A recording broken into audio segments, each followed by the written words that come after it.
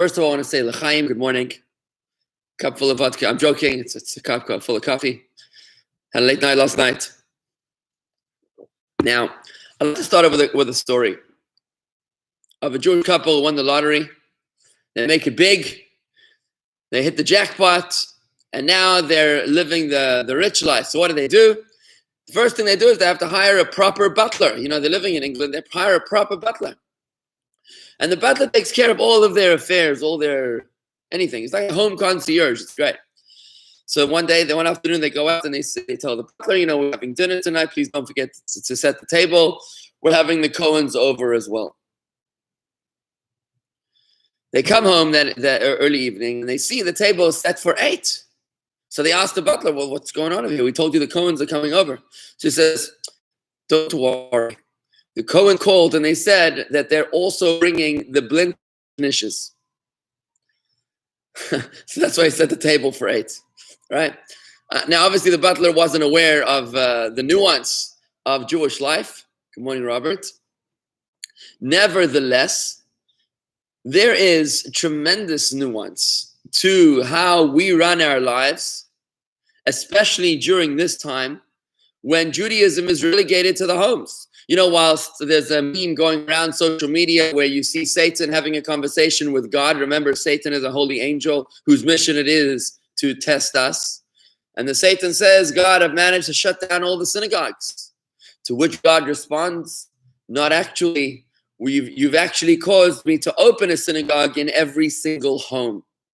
Because what's happening now is that every single Jew is being forced to sanctify their own home. And that's what we're trying to do right now in this course. This is a 5-week course that we're starting today, to be able to take us through the journey of exploring and discovering Yiddish, our Yiddishkeit, the way it is at home. And that's what this course is about. Now,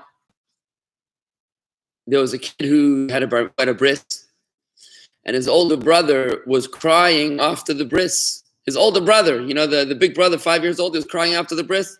So mom and dad asked the little boy, they're like, why are you crying? Why are you so upset?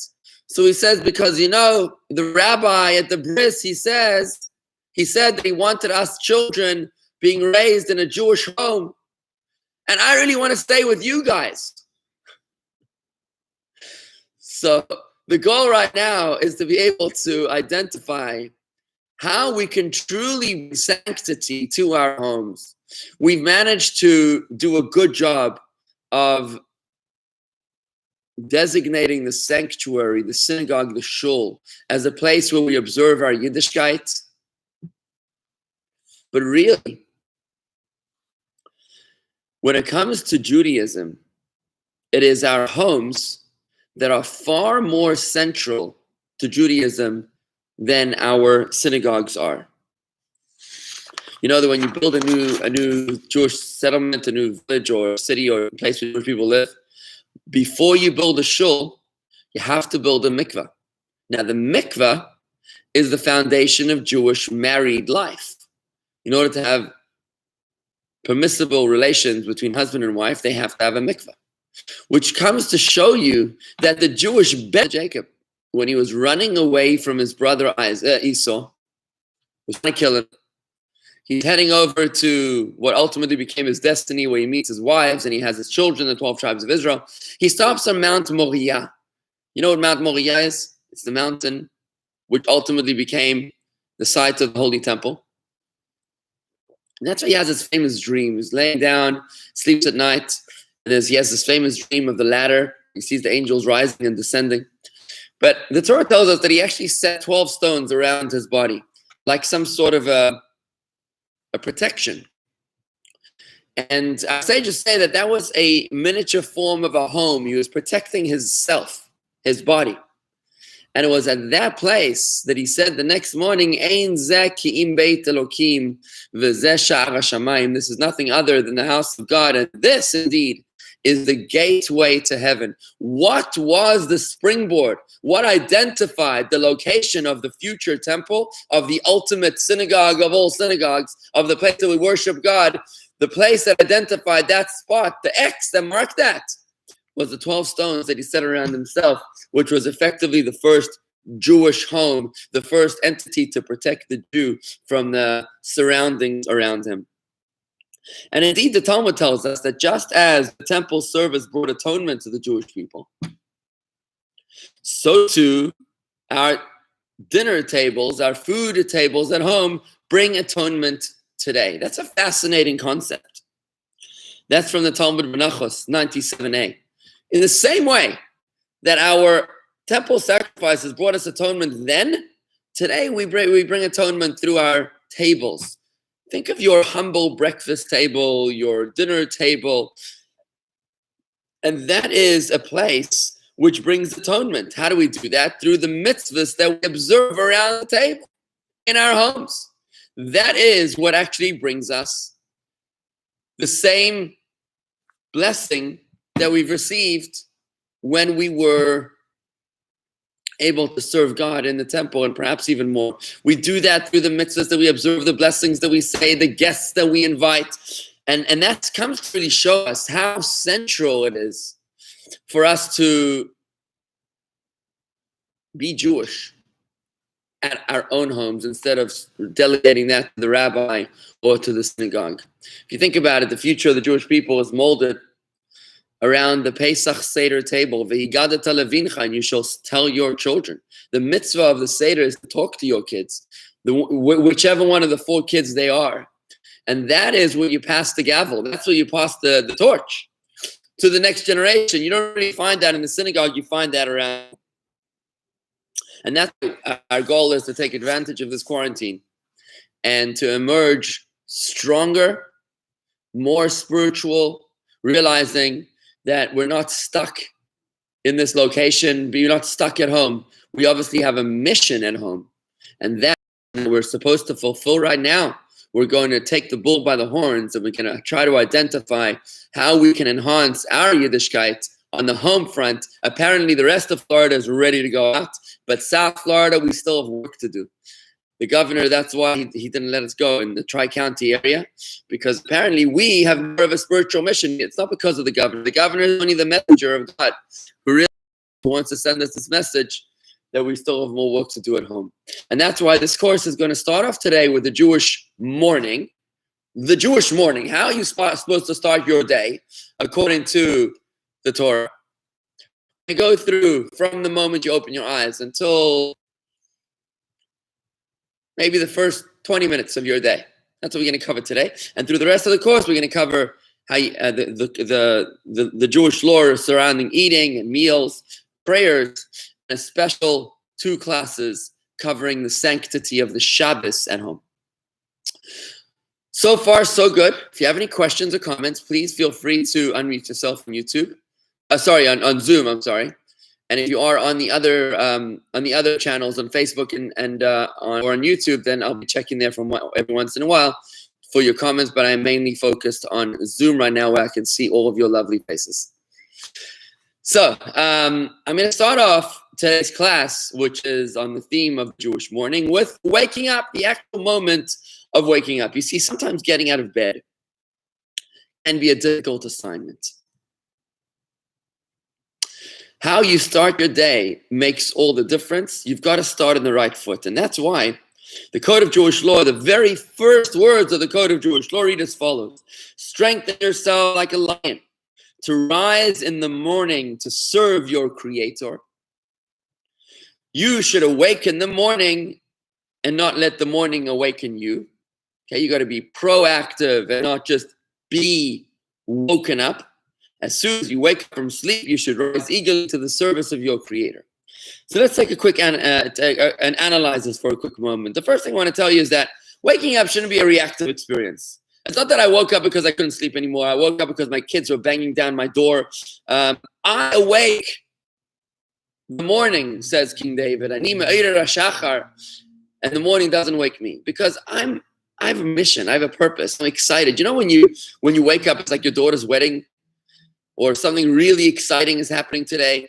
You wake up, you jump out of bed. That's how you're actually supposed to wake up every day, when you realize that you're ready and eager to take on the day, because I know that today I've got a mission, today I've got a purpose, as we'll explore through the various nuances that we observe in the morning. You know, this would be a polemic against the snooze button. That nothing is random, no day is random, there's no such thing as killing time. We're here for a purpose, and every day has a unique and specific mission. When we realize that if God decided to give me back life another day, then somehow I fit into God's vast, eternal plan, to quote Tevye from the Fiddler on the Roof, right? And how we get out of bed in the morning actually is expressive of our philosophy on life in general. Whether we're just lethargic and, you know, we're verkvetched, or we're verhitzt, we're excited. And as soon as we wake up, the very first thing you're supposed to do is not to check your email. Because it's like the worst thing you could possibly do in the morning is to check your email and to find out all the problems that have been brewing in the past 7 or 8 or 9 hours, or to read some newspaper headlines. That's like the last thing you want to do. As Jewish people, the things that we do at the beginning of the day, the first ritual of the day is immediately upon awakening. You'll do this ritual, this 10-second ritual in bed while you are still inside of bed. And what that ritual involves is a 10-second prayer. It's a Modiani, the Modiani prayer. Now, Ashley told me that there is a handout, and that handout actually is located on, I think it's on our Facebook page. Ashley, if you're there, could you please post that handout to, trying to think where that handout is, 1 second. Actually post the handout. I'll try to work out where it is. Oh, here it is. It's jewishgardens.com/Judaism at home. That's where you'll find it. Let me just post that to our group over here. So you'll have the handout and you'll be able to see it for yourself. I'm just going to post it to our, here. You can attach it as a file as well, on Zoom anyway. I'm not sure about the others. Yeah, I'm going to post it. It's a link. Okay, fine. So I posted the link. Hopefully it works. If you just type in that handout, you should find it. I'm going to post it to Facebook and YouTube as well.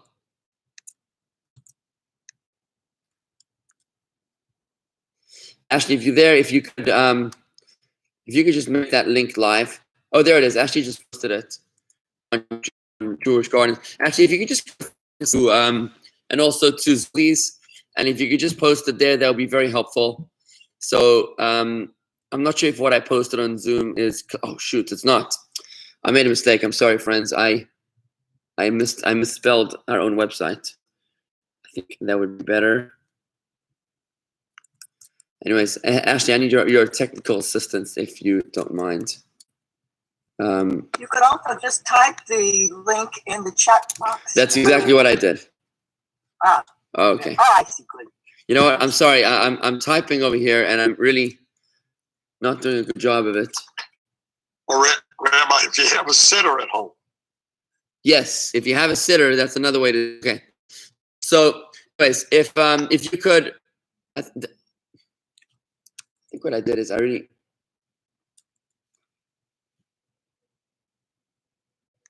Okay, so I just posted some other links, and I think that they should be working. Sorry, folks, technical stuff. This is the new reality, right? Having to talk to each other through a screen, social distancing. Okay, there it is. It works. The links works. So hopefully you can find that link. Okay, there it is.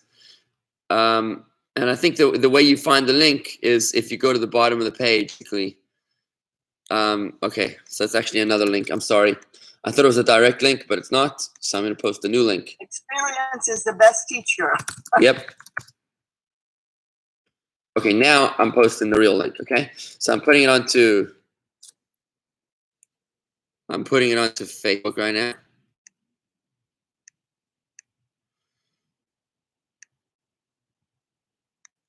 Okay, and now I'm putting it onto YouTube, and now I'm putting it onto Zoom. So friends, you should be able to pull it up right now, hopefully. The link itself direct. I hope.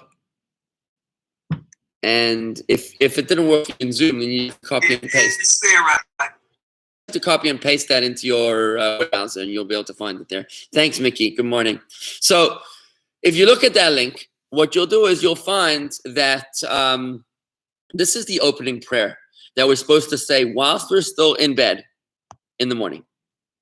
Okay? It's a 10-second prayer. You'll find it in the prayer book that Rob referenced before. And in the prayer book, it is, I want to welcome Keith. Hi, Keith Kleinig. Good morning. Welcome to Zoom. In the prayer book, you'll find it on page 5. It's literally the first prayer in the whole prayer book. And this is the first thing you're supposed to say when you wake up in the morning. Friends, if you just joined us, anybody, I want to just welcome you and tell you that what we're learning right now is about Judaism at home. In these difficult times of the quarantine, our mission is obviously not in the synagogue. Our mission is obviously supposed to be right now in our homes. And we're learning about how to sanctify our homes. Today's lesson is about the first 20 minutes of the day. That's the purpose of today's lesson. So here goes. Now, the first blessing that you make, the first thing that you say, it's not even a blessing, is an affirmation. It's modani. You'll find that if you do have a prayer book at home, it's on page 5 of the prayer book. And if you have the student handout, which I just posted onto social media, on YouTube and Facebook, and onto the Zoom chat, you'll find it over there as well. This is a very important affirmation to say, because the first words out of your mouth is, when dedicated to a holy cause, has an impact upon all the words that follow for the rest of the day. Now, you can say modani in any language, but since it's so short, I highly encourage you to learn it in Hebrew and also to understand its meaning. You see, a lot of people think of prayer as something which starts in the heart and ends in the heart. That has nothing to do with the lips. But in Judaism, it's not that way. The way we pray is we actually have to make our prayers audible. It has to be prayers that are audible. Anytime you pray, it's supposed to be with lips moving just loud enough for you to hear it. It should start in the heart, but it should not remain in the heart, right? The words should be audible. It's a very powerful concept. You'll notice that when you speak anything, I've written and spoken about this much in the past. When you speak anything, you come to greater clarity and you start to feel it more. So therefore, when you're experiencing prayer, it's the actual audible verbalization of the prayer that has an impact, a powerful impact on conjuring that emotion within you. Now, some people have the custom of sitting up in bed with the head bowed towards the chest like this, and they put their fingertips held against each other, and that's how they say, Modeh ani lefanecha, melech chai v'kayam, shechazarta binishmati b'chemla, Rabbi emunatecha. Like that. Right? That's how you do it. So, but the Jewish people used to pray like this. It was only when the Goyim took it away from us, that's when the Rabbis banned that form of prayer, and they made that we pray look like the Goyim. But when we are all by ourselves at home in bed, that's when we are able to go like this, or sometimes like this. Right? It depends on which custom. In the event, it's just interesting that a Jewish way of praying that was hijacked from us, and therefore we don't do it except in the privacy of our own homes. Now, it's interesting also to note that modern science has come to the realization that you're not supposed to jump out of bed in the morning. You're supposed to wait. I think it's 12 seconds, they say. You're supposed to wait 12 seconds before. If you jump out of bed, you get a heart attack. You know those crazy college kids that they scare their friends and they like put firecrackers under their pillows and they try to make a practical joke. The Talmud says, and science also says, you can actually kill someone by doing that. Because when they're sleeping, it's 1/60th of death, and their soul is actually hovering above their body. So if you shock them, you could actually die. You're supposed to wait 12 seconds according to science. And if you look at this modani prayer, and you'll see it again posted at the link that I gave you, you'll see it. Guess how many words this prayer has? Modeh ani lefanecha, melech hayam, shechazarta bi nishmati b'chemla, Rabbi emunatecha. 12 words. Isn't that interesting? Modern science says you wait 12 seconds, and the modani prayer, which has been there for thousands of years, is one that has 12 words to stop and think before you jump out of bed. Now, what's the purpose for this prayer? Number one, it's about purpose. The prayer is there to orient ourselves for the day, to remind ourselves that we were given the gift of another life for a purpose, to inspire us to pursue that purpose with zest. When I say modani, I look at these words, and I say, I offer thanks to you, living and eternal King. You have mercifully restored my soul within me. Your faithfulness is great. What does it mean your faithfulness is great? I can count on you. I guess it does mean that, but I interpret that to mean your faithfulness in me is great, that I'm delighted that I can count on you. Sorry, I'm delighted that you believe in me. That's how I interpret that. And every morning when I say my Modani, I'm like, wow, God gave me another day. I'm so, besides for the gratefulness, which is the second reason. Well, first of all, I'm grateful. I'm grateful that God gave me another day, but also I'm intrigued as to why he gave me another day. There's got to be a reason. There's got to be a purpose. This is not just random. It's not just status quo. There's a purpose. I wonder what my destiny is today. What is in store for me today? It's actually exciting. And it actually serves as an anchor, as a rudder for the entire day that follows. You know, imagine if you borrowed something from your friend. You know, if you borrow a piece of clothing or something and you returned it dirty, they probably wouldn't appreciate it. You know, you borrowed a suit, a shirt from them, and you give it to them crumpled up and in a bag. It's not so nice. You know, you borrow a shirt, you're supposed to launder it, clean it, and return it back clean, better than you found it. But we human beings, we give God invests a soul within us, right? And what do? We take the soul that God gave us, fresh and crisp in the morning, we give it back to him tired and crumpled. You know, you go to sleep 19, 20 hours later, and you give him an exhausted, fatigued soul, and God doesn't complain. How does he give it back to us? Freshly pressed, relaxed, calm. It's such a beautiful gift. I went to sleep last night. I was exhausted. I couldn't move. Couldn't keep my eyes open. I wake up. I'm ready to take on the world. After I have my cup of coffee, obviously, right? But now I'm ready to take on the world. It's a beautiful existence. I love it, right? And we're so grateful to God for his faithfulness and his kindness in restoring our older soul with one that's refreshed, rejuvenated, spelled Jew, and ready to take on the world, right? You know, Rabbi, it's interesting in the prayer, you say, you know, eternal King, you never say God. It's kind of an interesting. What do you think of that, Marty? How do you feel about that? Yeah, I always wondered, about that because it did seem strange. You don't say God until you go onto the Shema following that. So the reason for that is, that's a very beautiful observation. The reason for that is, Marty, is that you're not saying the name of God because you haven't yet washed your hands. When you're asleep, your body is in a state of impurity. This is something which is a little bit irrational. It's not something which we can properly fathom, right? The concept of purity and impurity. It's not dirty and clean. It's spiritually impure. For example, if you walk into a cemetery, if you come in contact with a dead person, you become spiritually impure, right? And how do you become pure? You have to go to a mikveh, right? So too, when we are sleeping, our soul leaves our body. It actually leaves the body. The Talmud says that sleep is 1/60th of death. Which, by the way, is the reason that we have dreams at night. Because when our soul goes up to heaven, it's like a hot air balloon. It can't go up to heaven when it's got all these sandbags. The sandbags are the words of Babamaisis and Narishkeit and the improper thoughts that you had all day. They're holding down the hot air balloon of your soul to go up. So there's an angel who's in charge of throwing off the sandbags, the Babamaisis, so that the soul can rise up. And what's left behind is the substance of your dreams. Right? Those thoughts remain down here. They don't go up to heaven. So therefore, when you wake up in the morning, when the soul restores within you, what happens now is that you just experience, you're emerging from a state of impurity, from a state of death, so to speak.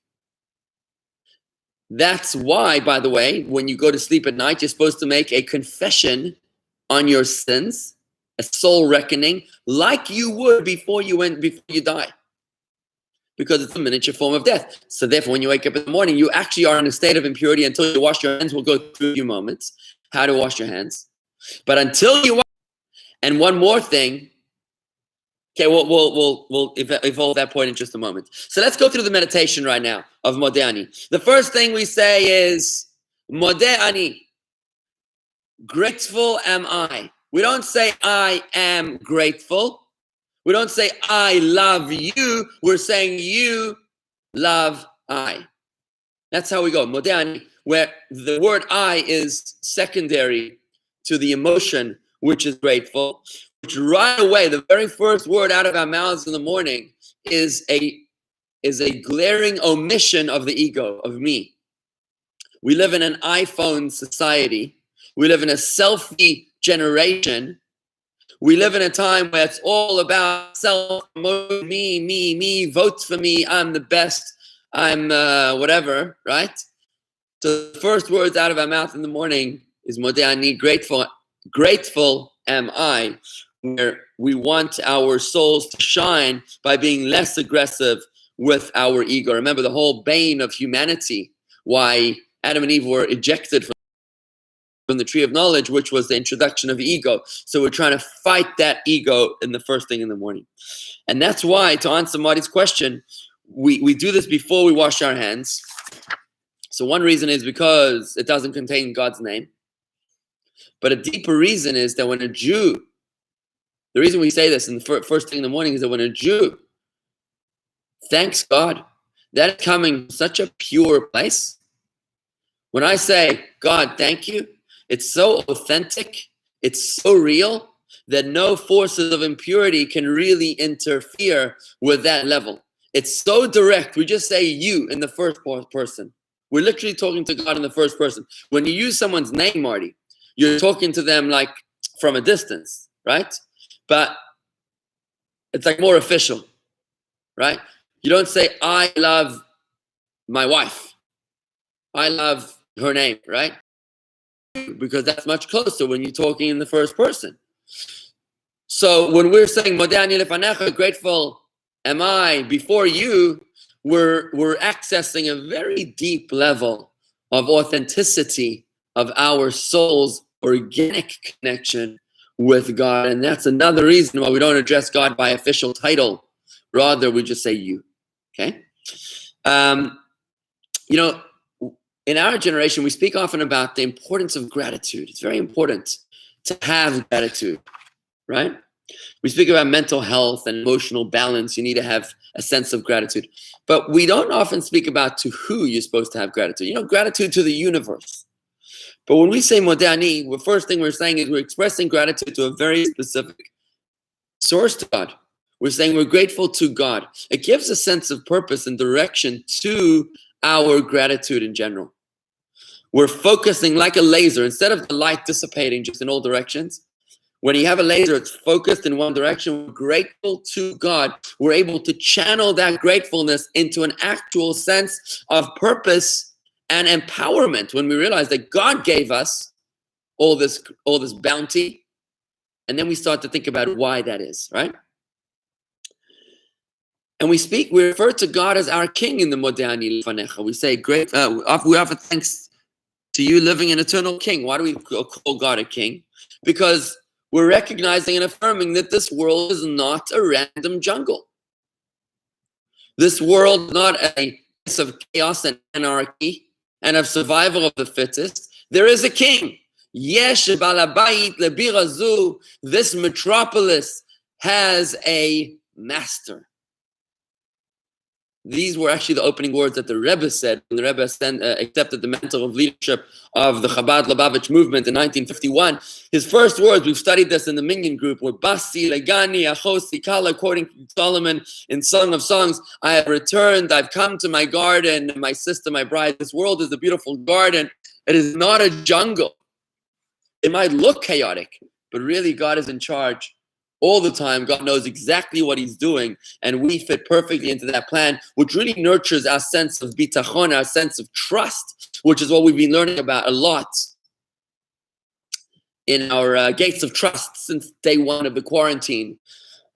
If you want to see that Gates of Trust, you can always study at jewishgardens.com/trust. You'll find all the Gates of Trust classes, jewishgardens.com/trust.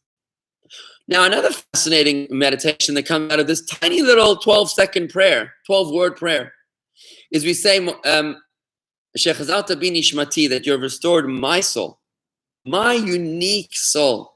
So we recognize that I have a unique custom power given to me, that God has given me something very, very special, something very unique, that I am special. People fall into depression when they think, there's nothing special about me. I'm just a speck of dust in the randomness of the universe. But when you realize that God chose me, God chose you, I feel empowered to do something unique and special. And of course, we reference God's compassion and mercy. It's a very redemptive approach to life, to realize that, you know what, I might not be perfect, but God is kind and compassionate. And of course, this meditation sets the stage for the rest of the day. I might, when you write a check out to charity, or when you, do some other good deed during the rest of the day, you might not have the right focus. You might not say, okay, I'm doing this for all the right reasons, by having established the precedent at the very beginning of the day, by literally just reciting this very simple, very beautiful prayer at the beginning of the day. You're literally setting the stage that all the mitzvahs, whatever I do the rest of this day is purposeful, is purpose-oriented, has a mission, and it's like a headline for the whole day to follow. And that's why I want to encourage you guys, people, to really look at this prayer, which we posted in our student textbook. Say it in English, but also try to memorize it in Hebrew. It's a very, very beautiful prayer. Think of these meditations. Try to incorporate them into your mindset. It could be very, very beautiful. Now, after we've said modernity, we now have time to get dressed, right? So what do? It's very important to realize that Judaism is not just something that is in our religious life. It affects every aspect of our lives. You're supposed to bring sanctity and holiness even into your mundane activities. Like King Solomon tells us, in all of your ways, you should know God. Even how we dress is supposed to sanctify us, is something which is we're supposed to introduce God into our lives. Remember that the word mitzvah is not just a commandment. The word mitzvah means a connection. We're connecting with God in every single place that we can potentially connect with God, even if that is in our mundane way of dressing. And remember that our purpose in this world is to establish and to build for God a home in this world. So if we could do that in our bedroom, if we could do that in our closet, if we could do that on our person, then that's absolutely aligned with our mission in this world. So what is the guidelines for getting dressed like a Jew? Number one, you realize that even if I'm not really going to be seeing people today, I should still put my pants on, because God is always present. God is always here. If nobody was coming to your house today except for the king, only the king was coming today. Nobody important, just the king. Just the president of Israel is coming to my house, but nobody else. Would you put your pants on? You probably would, right? So there you go. The very fact that you get dressed is enough to allow you to be conscious of the presence of God in your life. And yes, God wants to enter your home. Remember what the Kotzker Rebbe said, where is God? God is wherever you let him in. That's where God is. So when you put your pants on, you're showing that I'm ready to welcome the king. Also, you're supposed to get dressed in a modern way. By the same principle, you remind yourself when you get dressed in a modest way that you're sensitive to the presence of the king. Another interesting thing that we do as Jews, you may not have heard of this one, is that we typically give precedence to the right over the left. So what should you put on first? Did you know that this is in the code of Jewish law? Can you imagine, Alyssa, did you know that you're supposed to put your shoes on in a certain way, in a Jewish way? If you put your left shoe on first, you're doing it wrong, unless you're left-handed. But if you put your right shoe on first, now you're talking. Which arm goes in the sleeve first, the right or the left? You're supposed to do the right side first. This is the origin of Jewish OCD. Starts right here. You got to do the right side and then the left side. When you take it off, you go first the left side out and the right side out, because you give precedence always to the right side. The reason for this is, first of all, this is the way it was done in the temple times. Everything, the right hand is considered more dominant. A left-handed person, by the way, according to Jewish law, their left hand is their right hand. whatever would apply to the right-handed person would be the opposite in the left-handed person. So a left-handed person, he has to do his left first, okay? Now, the reason for that is a little Kabbalistic here, is that the right hand represents kindness, chesed, even to the undeserving. And the left hand represents discipline, strictness, which is according to the strict letter of the law. Human activity triggers and shapes God's interaction with us. Very important to realize that. Hashem tzilcha is what King David tells us in the book of Psalms. God is your shadow. Just like a shadow follows you around, so too God literally copies your actions. What you do is how God reciprocates towards you.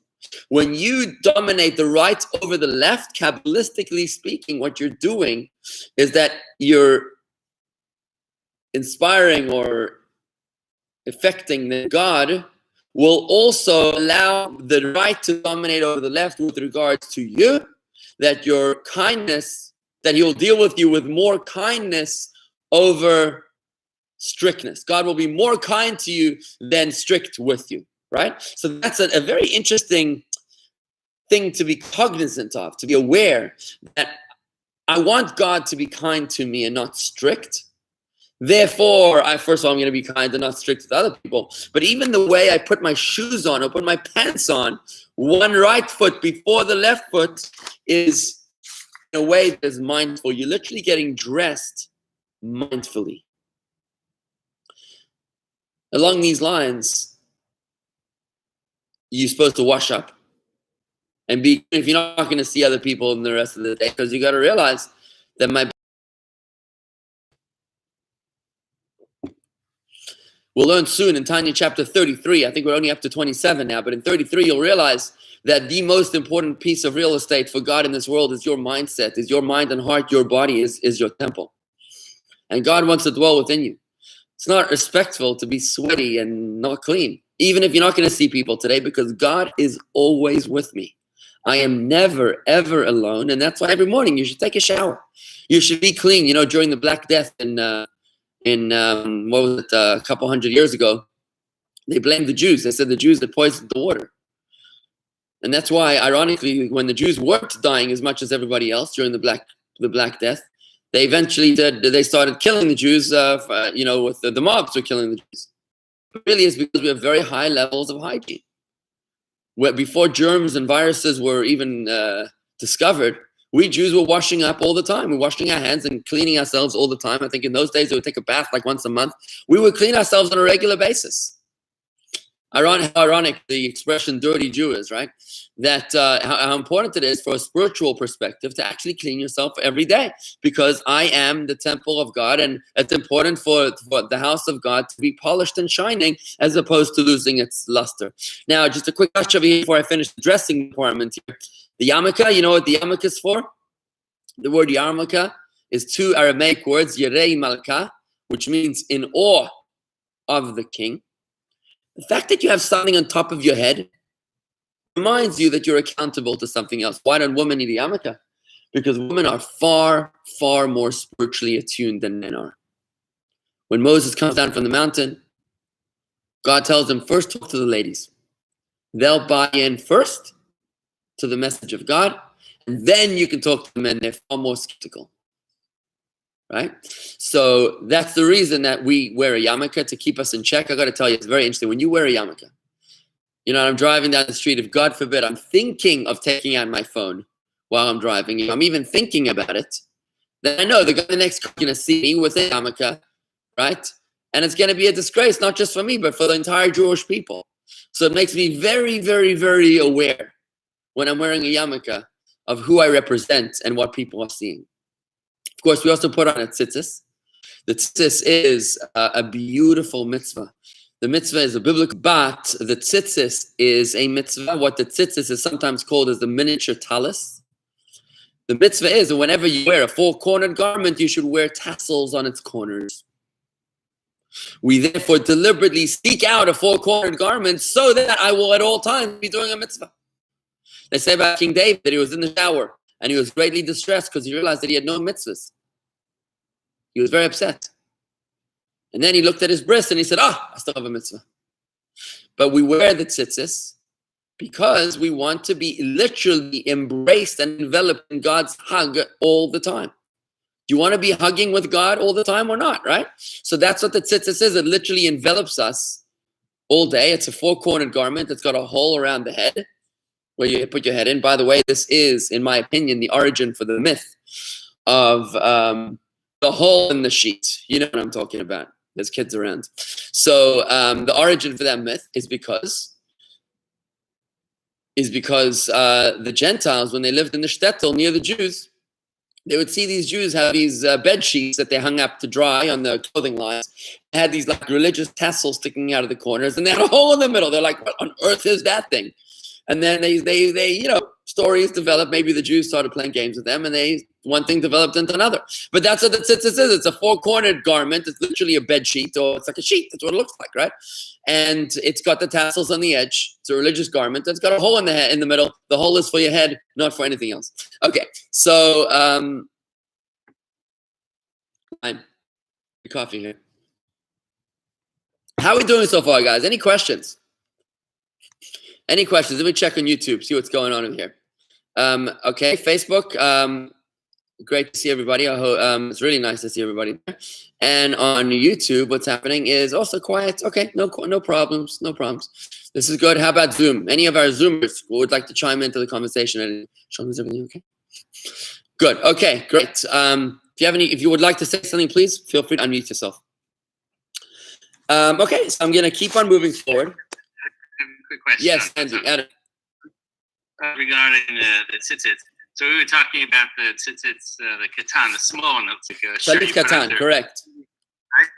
So we didn't talk about the tzitzits on the talis. No, we're going to get to prayer in another session. I just had a question first about the small one. Go ahead. So we know that if we're in shul and we're wearing a talis, if you have to go to the restroom, you take off the talis and you go into the restroom. However, if you're wearing the tzitzits on the little shirt under your shirt, you're going into the restroom with that. So why on one we're not allowed to go into the restroom, but the other you're wearing all day, you're going into the restroom? The answer is that's something which it's a good question though. The answer is the talit gadol, the large talis, is an item designated for prayer, appropriate to be used in the bathroom. But an item which is not designated for prayer, like the talit katan, old talis, the tzitzis, it's not designated for prayer, and that's why that one is appropriate to be used as human beings conduct themselves. By the way, you know what the tzitzis is there for? It reminds us, the talit gadol is to envelop us in prayer. But what is the purpose of the small talis, the small tzitzis? It reminds us of the 613 commandments. Do you know why? The reason is because the numerical value of the word tzitzis is 90 plus 10 plus 90 plus 10 plus 400, right? That's the 5 letters of the word tzitzis, 6 letters. And we have an IRS agent. How much is that? Adam, let's see if you can do the math. 90 plus 10 plus 90 plus 600. See, perfect. He's got his calculator out there, right? And then you'll notice in the corner of the tzitzis, each one of the tassels has got 5. The way that we tie the knot, by the way, it's very interesting. The way we tie the knot is a halacha l'Moshe miSinai. It's a tradition that Moses received from Mount Sinai, right? It's a tradition we actually received from Mount Sinai. It's being passed on in an oral tradition all the way down to today. It's not like it's written anywhere. There's not like DIY videos that came with the Torah. You know what I mean? This was like it was a tradition that was already handed down since Moses. It's got 5 knots over here, and it's got 8 strings on each corner. So 5 plus 8 is 13, plus the 600 of the numerical value, you reach your 613. And that's why in the 3rd paragraph because the numerical value is 600 plus 5 knots and 8 strings is 613, right? Okay. Good stuff. Good question there. Now, I'm going to go a little further over here about what we do after we get dressed. Now you're supposed to wash your hands. Now, this washing of the hands is something which a lot of people are not very familiar with. Today, during the pandemic, everybody's washing hands. Right? We're becoming very Jewish. We have big mechitzas. And you notice even in 7-Eleven, everybody has mechitzas now. You know, it used to be that people used to make fun of us for having a mechitza. Now everybody needs a mechitza. Between every human being, we need a mechitza. I have to walk around with like a box around me to make sure that I'm separate from everybody else, right? This is the new normal, right? So just like everybody's doing mechitzas now everybody's also doing hand washing. It's a very now hand washing isn't just something that you wash your hands. It's a very specific ritual as to how you do it. When do you do the hand washing? You do it after waking up, after you go to the bathroom. You go to the bathroom.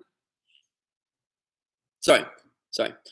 Right away when you wake up, that's when you're supposed to do the hand washing. Some people actually have the Negelwasser. Negelwasser is like this. I just want to explain that very funny expression. Hi, Cookie. Is like this. Is to express it like this. When the soul returns, the holiness returns, then the forces of impurity leave our body. But when they leave our body, they remain in our fingertips. They remain in our nails. And that's why we do a miniature mikvah ritual on our hands. That's what we're doing. We're literally doing a mikvah ritual for our hands, so that the soul, the forces of impurity which leave our body are still stuck in our fingernail. We wash them out of our fingernails by doing the hand washing. So many people will actually do that right next to their bed before they go to sleep at night. They'll put a little bucket with a hand washing thing. Hand washing cup. The hand washing cup has got to be like a relatively nice size cup with a perfectly round, unbroken, unchipped lip, right? And that's how you pour. So they'll do that right next to their bed. But if you don't do it right next to your bed, you can do it like a little, give it a few seconds. And it's interesting because in the code of Jewish law, it says you're not supposed to walk 4 steps before washing the Negelwasser, because you're like bringing the impurity to your bedroom, and you don't want the impurity to be in your bedroom. You don't want to give it any expression. You want to get rid of it as you wake up. You want to say the Modani and wash your hands right away. But if you have to, you walk a few steps to the sink, maybe, right? So the way you do it is that the when is when you wake up in the morning, you're supposed to wash your hands. After the bathroom, after getting dressed, which is after any time that you're touching parts of your body that are unclean. And also before prayer as well, you're supposed to wash your hands as well. So where are you supposed to wash? We just spoke about that. Now, how do you wash? First thing you do, you're supposed to remove any objects that might interfere, like rings, or I don't know what else you might have in your hands, tattoos, stickers or whatever you might have in your hand, band-aids. You take that off so your hands are clear like you would when you go to a mikvah, right? You fill the cup with water. You pour over the right hand first, and when you pour, you don't just do a token. You're supposed to pour from the wrist all the way through to the fingertips in one fell swoop. That's why you don't want to use a little cup. If you have a little cup, it might not cover the whole hand. You want to be able to, you'll perfect this, but you want to pour it in such a way that it literally covers the whole hand in one pour. That it goes the whole entire hand without leaving any spaces. So you don't hold your hand in a fist, because if you hold it in a fist, it won't go inside. You want to leave it loose. A lot like the woman would do when they go to the mikveh, everything's got to be loose, right? So you pour first on the right hand, then you do the same over the left hand, and you repeat that alternation 2 more times. 1, 2, 3, 4, 5, 6. That's how we do it. 3 times alternating. First time the right, we know why now, but you want to do it 3 times. Now the reason for the 3 times alternating is because Kabbalistically, the Arizal writes that when you pour on the right hand, since the hands are related, the impurity will actually jump from the right hand to the left hand. So then you pour it in the left hand and it jumps back. It's something which is irrational and difficult for us to really understand. But that's how we're supposed to wash our hands after we wake up, after the bathroom, and before we pray.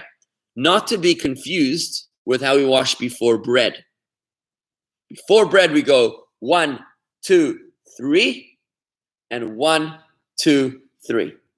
Because that is a ritual sanctification.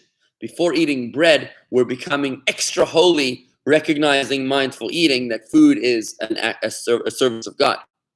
But when we wake up in the morning after the bathroom, we're washing to remove impurity, and that's why you do it in the alternating way. Okay? Remember, left-handed people always start with the left hand first, but then you dry your hands properly.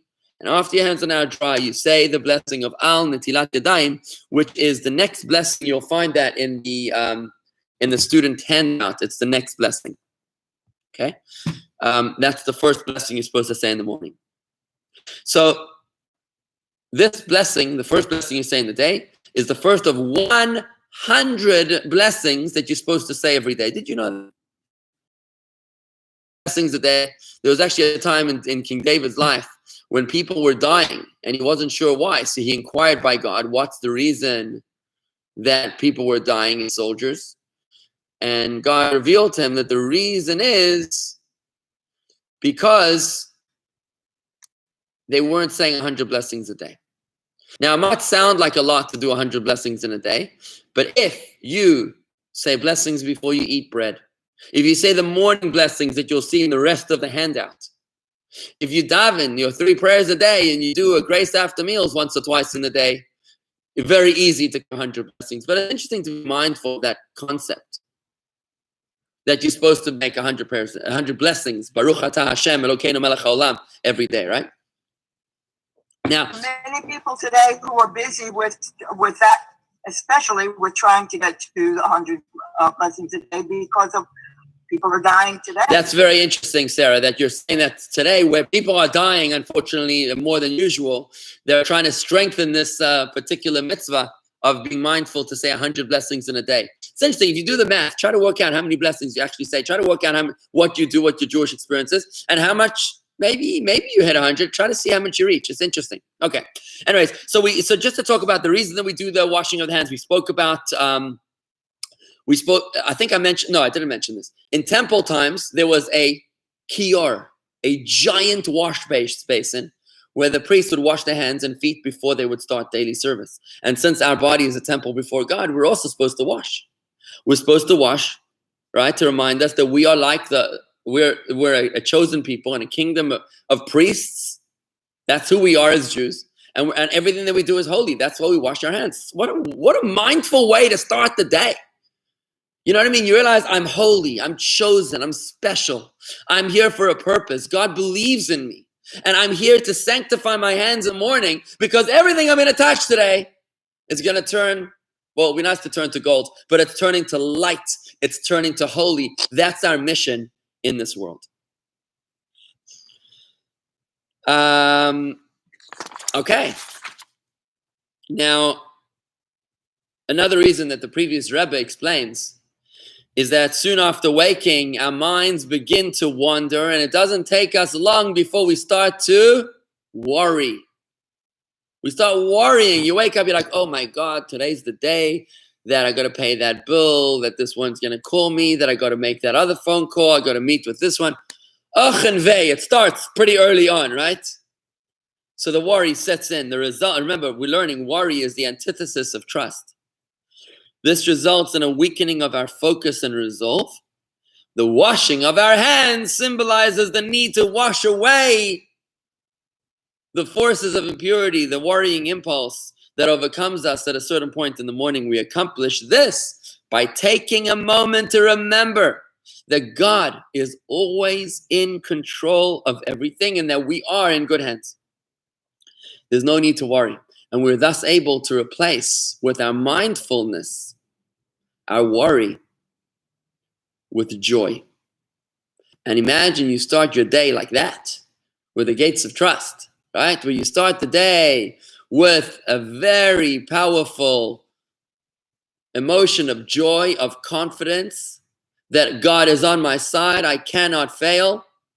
Though I walk in the valley of the shadow of death, I fear no evil, for you are with me, right? When you start off like that, I'm empowered, I'm connected. When I'm connected above, I shall not fall. Now, trust is the very essence of Judaism. It's the essence of our relationship with God, and it expresses itself in just about every aspect of Judaism. You see here how our trust in God, our joy, and the lack of worry is essential even to the morning ritual, right? It's interesting, in the Modeh Ani affirmation, in the washing of the hands, right? What I want to draw your attention is to the next blessing in the prayer. You'll see it on page 2, page 2 in the handout. And I want you to know this blessing that you say after the bathroom, after you wash your hands, is one of the most beautiful blessings ever. I mean, it's such a beautiful blessing. Take a look at this. Blessed are you, Lord God, King of the universe, who formed man with wisdom, created him within him many orifices and cavities. It is revealed and known before the throne of your glory that if but one of them were to be blocked or one of them were to be opened, it would be impossible to exist even for a short while. Blessed are you, Lord, who heals all flesh and performs wonders. This is the blessing for our health. You know, we have a blessing for coffee. We have a blessing for grace after meals. We have a blessing for thunder and lightning, but this is the blessing for health, and heaven knows that we need the blessing for health today when we're trying to run away from this mysterious invisible enemy of ours, right? You guys are safe up there in Georgia. I heard that the shuls are still not opening up, even though the governor has lifted restrictions, right? You got to keep it safe, right? So here we are. We're trying. Excuse me for interrupting, but many people avoid drinking as much water as they should, and they get dehydrated because they're avoiding having to go to the bathroom so many times. Well, Maimonides tells us, Sarah, that it's very important to go to the bathroom. Maimonides says when you need to go to the bathroom, don't hold it in, go right away. It's very important, right? So drink the water, very important. Anyways, without the medical advice, because I'm not a medical... We can add to our brachas for the day. Absolutely, go for it. Add to your 100 blessings by all means. So what I'm saying is that this blessing is a blessing for health. And we know we need a blessing for health. This blessing you're supposed to recite when you wake up in the morning after the bathroom. But throughout the day, as many times as you go to the bathroom, you're supposed to say this blessing. I mean, we're literally sanctifying our bathroom experience, friends. I mean, I want you to realize what's going on over here. This is like so Jewish. In other religions, they shy away from anything which involves the physical world. You know, they'll fast, get married, they want the Christian priest, they want relations because it's not holy. In Judaism, we're sanctifying the bathroom. In fact, with the most beautiful blessing, we're saying, God, the human body is unbelievable. It's truly unbelievable. We cannot believe how incredible it is that you've been able to make this incredible human body. I want to tell you, the human eye is so amazing. Do you know that Charles Darwin said that the human eye is the toughest challenge to his theory of natural selection, of evolution of the species? In Origin of the Species, he wrote, quote, he wrote that the idea that natural selection could produce such an intricate organ is, quote, it seems, I freely confess, absurd in the highest possible degree. Again, I'm going to say that because I messed that up slowly. So in the Origin of the Species, Charles Darwin wrote that the idea that natural selection could produce such an intricate organ as the human eye, quote, seems, I freely confess, absurd in the highest possible degree, unquote. Human eye is unbelievable. The way it works, the way it processes, the way it lets us see things in full color and in 3, 4, 5 dimensions, it's unbelievable. We can't take that miracle for granted. And that's why we are thanking God for the wonders of creation. You know, the Queen of Sheba, in her riddles to King Solomon, I don't know if you know about the story, when the Queen of Sheba heard about King Solomon, the wisest of all men, she decided she was going to test him to see for sure. So one of the riddles that she asked him was, what has 9 holes? When 1 is open, 8 are closed. And when 8 are open, 1 is closed. That was the riddle of the Queen of Sheba. Can you answer this, anybody? Are you as wise as King Solomon? Andy, you're a wise man. Andy, not to put you on the spot, but you have an answer? Anyways, it's a question posed to King Solomon. What was that? Not my thing. Not your thing. Well, King Solomon answered it like this. He said, you're talking about an embryo, a baby. A baby has 9 holes. Count them. There are 2 ears, 2 eyes, 2 nostrils, that's 6, right? A mouth is 7. And the excretory organs is 9, right? So therefore, or maybe she said you have 10 openings. When 1 is open, 9 is closed, right? So when the umbilical cord is open, all 9 holes are closed. the umbilical. Basically, think about it for a second. The parts of our body that are supposed to let things out, they only let things out. The other parts of the body, nothing comes gushing out of them. You don't have like stuff coming out of your eyes and your ears, hopefully, if you're healthy, right? It's amazing. Everything just kind of works. Hannah's aunt, Tante Shani, says that the miracle of a healthy child never gets old. Think about that for a second. How grateful we are when we have a healthy child. The miracle of a healthy child never gets old. And I'm urging you now to adopt this prayer. Stick it by your bathroom door. So when you come out of the bathroom, you can actually say this blessing.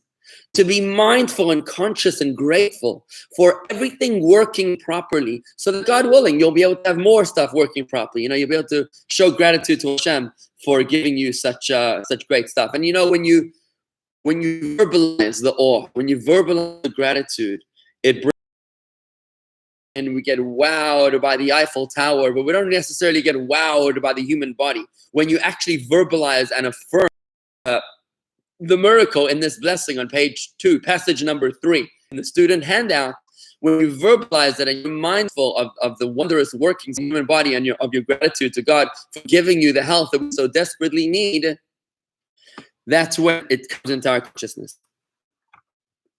Obviously, now more than ever, when we think about God as the healer of all flesh and not Dr. Fauci, right? Okay, now, by the way, part of the Code of Jewish Law also speaks about exercise in the morning, supposed to exercise. You cannot rely solely on God to say that God doesn't want me to exercise. It's actually, being healthy is part of serving God. Doing exercise is part of serving God, and eating healthy is part of serving God. And, we spoke about this in the Gates of Trust, that you can't rely solely on God and not make an effort. If you want to make money, you've got to start a job so that God can bless you. If you want healing, you got to go to a doctor so that God can bless you through the doctor. If you want to be healthy, you've got to exercise so that God can bless you through the exercise. It's actually part of the Code of Jewish Law that you're supposed to make your hishtadlus. We've learned that word before, to make your effort so that it's not miraculous that you're healthy, but that it looks like it came through the medium of exercise so that God can remain inconspicuous and allow us to have freedom of choice.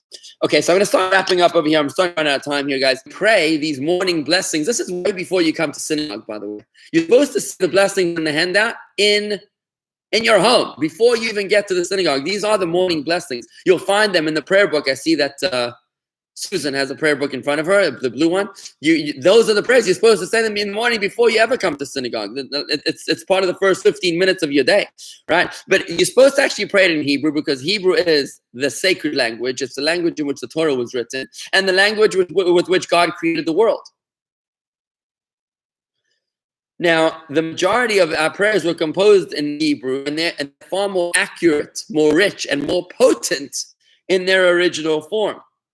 In addition to that, as Andy and I have spoken about many times, the sages who composed these prayers, they encoded many subtle choices of words and letters and nuances that convey esoteric intentions, like esoteric codes, through the original Hebrew format, something which is utterly lost in translation. And if you've listened to my meditation and prayer courses, which you'll find, by the way, at jewishgardens.com/spiritual. That's jewishgardens.com/spiritual. You'll notice that many of these Hebrew words have deep meditations associated with them, right? When you speak about a word like love doesn't mean anything in English other than the consensus that we've agreed to. But in Hebrew, the word ahava also means to give, because giving is the essence of the relationship. In America today, we think that I love someone because of how you make me feel. When in reality, we've got that backwards. I love someone because of how I make them feel. And that would lead to much more happier marriages. You'd never be able to capture that in a translation. That's why it's so important to pray in Hebrew. However, as much as it's important to pray in Hebrew, it's more important to understand your prayers. Both of those are true, with the second statement being more true, more important. You have to actually understand what you're saying. Therefore, if you don't understand Hebrew, pray in English. But I encourage you to straddle both lanes, go for both options. Read it in Hebrew, read it in English, but improve your Hebrew. Keep on moving forward. Learn with me the meditation and prayer course. It's something I've wanted to do many, many years. And thank God this quarantine has brought it out within me. I actually wrote it up on the plane from South Africa when I was coming back just before Purim. I literally wrote the course on the airplane. And I'm thrilled. I didn't know there was going to be a quarantine, but I'm thrilled that I did it because I'm able now to really convey and capture on video this course I've wanted so many people to do, which is to learn Hebrew, to read, to understand, and to be able to meditate on the original Hebrew. You can do them both all at the same time. I found that it's easy if you, it was easy for me just to take one bracha at a time to learn in Hebrew. All the rest to say in English or whatever language is our native, our mama lush, our native language. But to say right, it's not all or nothing. Absolutely, Sarah, it's not all or nothing. You start there, take one line, and that's how we're doing it in the meditation and prayer course. We took just the blessings before food. That's it.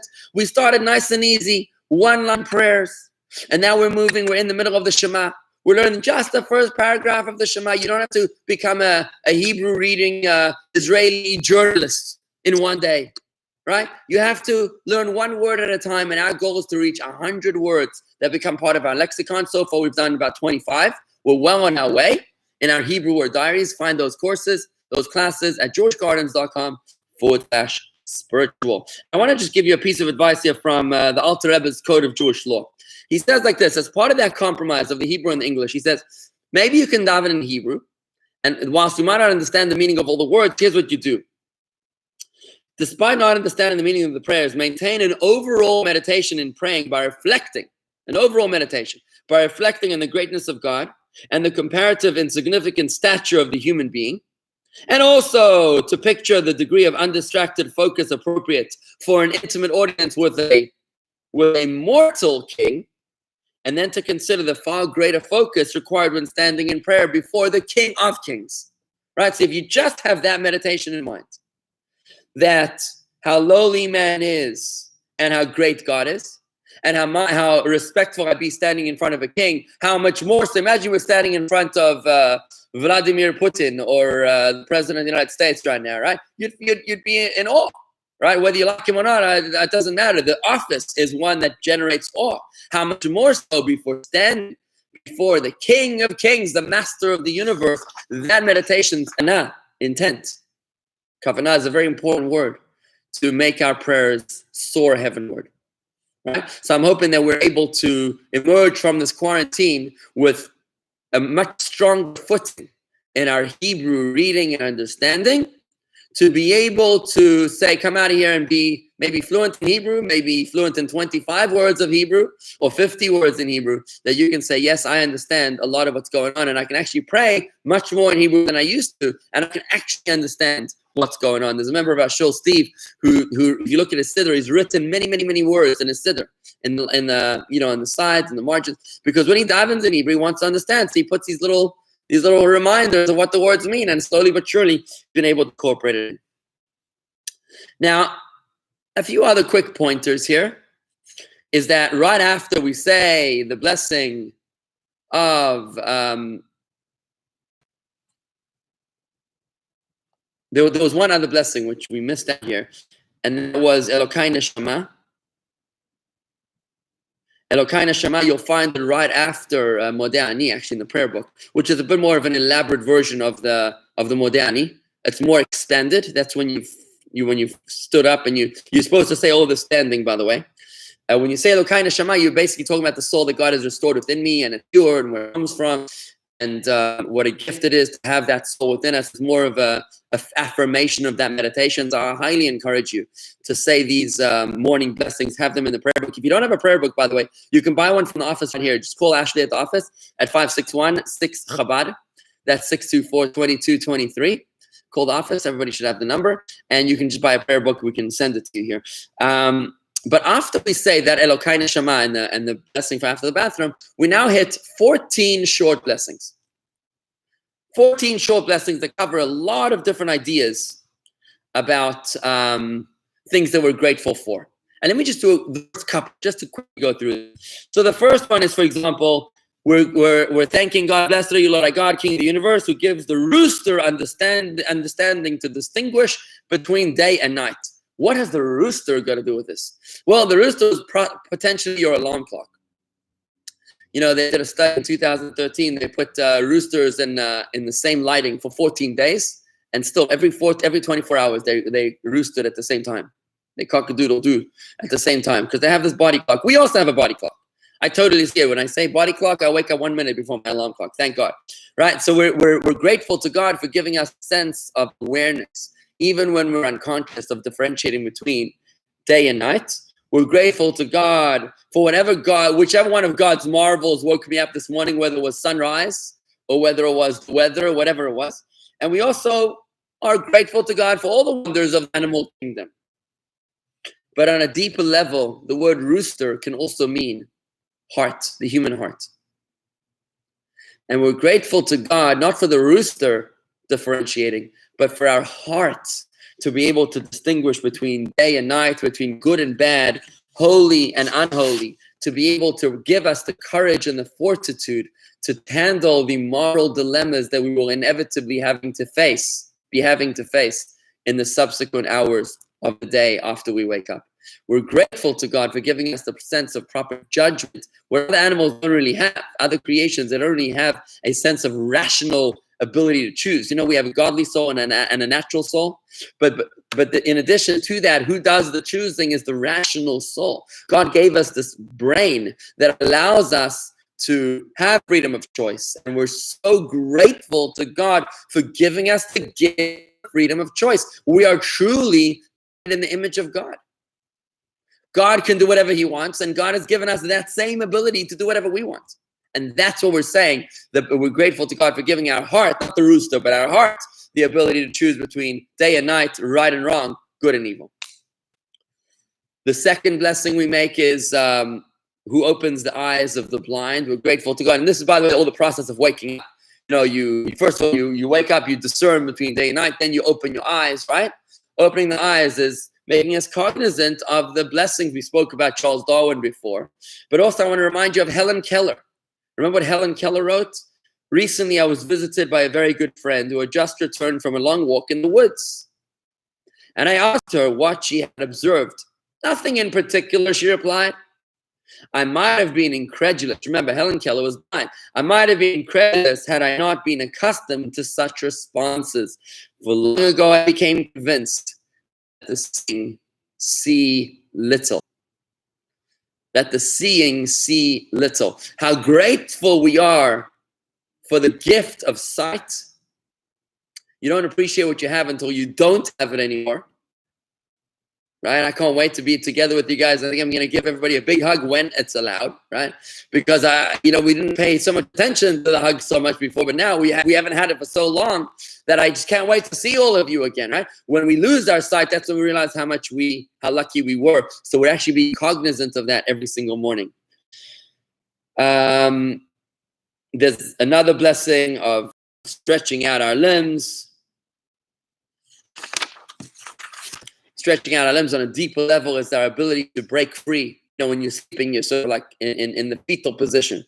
When you wake up, you're able to move freely. Our godly soul is trapped most often within the natural soul. It's forced to do things that is free from our captivity and to be able to choose mind over heart. And that's another thing that we're blessing in this third blessing, who releases the bound, who redeems the free, in addition to the fact that our body is unable to move, but also our soul is able to rise higher to accomplish altruistic ideals and not just selfish ideals, an expression of the godly soul and not just the animal soul. Remember that the word wealth in Hebrew is ashir, and ashir is an acronym. My high school teacher, Rabbi, used to tell us this. It's an acronym for 4 Hebrew words: Einayim, eyes; Shinayim, teeth; Yadayim is hands; and Raglayim is feet. Eyes, teeth, hands, and feet is the acronym of the word wealthy. You know what? When you lose your feet, when you lose your hands, your eyes, your teeth, that's when you realize how lucky you were when you had all of that, and how grateful we are for all of these things that we most often take for granted. And I encourage you to read all these blessings that we have printed for you here in the passage 4 of the student handout. But all of the 14 blessings, you'll find them from page 5 and 6 and 7 in the blue prayer book, which again you can buy here in the shul. There we go. Bring it on. We had this discussion before about the prayer that only a male can say. Which is, thank God, not maybe a woman.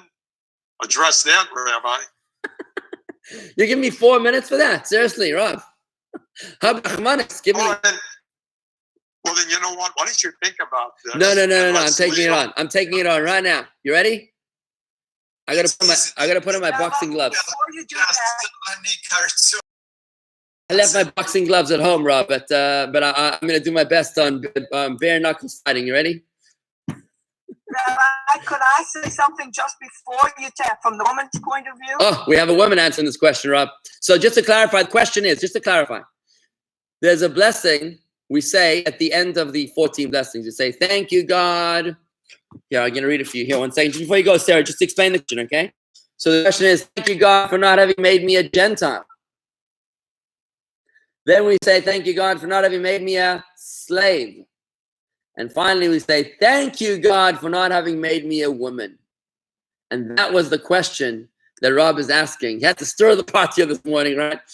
Too tranquil. Sarah, take it away. Give us your answer as a woman. Go ahead. Okay, I know that the rabbi is going to address the not made me a woman, but the woman, he said, it says, kirtzono.